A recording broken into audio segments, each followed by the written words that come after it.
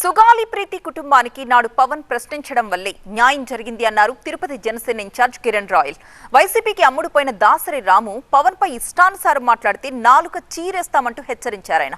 ఇక మీద పవన్ పై విమర్శలు చేస్తే దాడులతోనే సమాధానం చెబుతామంటూ హెచ్చరిస్తున్నారు. రాష్ట్రంలో ఏమి జరిగినా పవన్ కళ్యాణ్ గారితో మాట్లాడే అవసరం. ఈరోజు సుగాలి ప్రీతి ఇష్యూ ఇద్దామండి. సుగాలి ప్రీతి వాళ్ళ అమ్మగారికి ఆ రోజు 2019లో 18లో అమ్మాయి చనిపోతే 2020లో కర్నూలు నడి రోడ్డు మీద లక్షలాది మంది బహిరంగ సభ, లక్షలాది మందితో బహిరంగ సభ పెట్టాం. చిన్న సభ కాదు అది. ఆ సభ పెట్టడంతో ఆ రోజు జగన్మోహన్ రెడ్డి ప్రభుత్వం కిందకి దిగొచ్చి సిబిఐ ఎంక్వైరీ చేస్తామని చెప్పి ఎంక్వైరీకి ఆదేశాలు ఇచ్చింది. అంతే. కర్నూలు సిటీ అవుట్స్కట్స్లో 5 ఎకరాల పొలం, ఎకరా ఈరోజు 2 కోట్లు, ఎకరా 2 కోట్లు, 5 ఎకరాల పొలం ఇచ్చింది. కర్నూలు మున్సిపల్ కార్పొరేషన్ పరిధిలో 15 సెంట్ల భూమి. ఈరోజు ఆ భూమి ఎంత రేటు?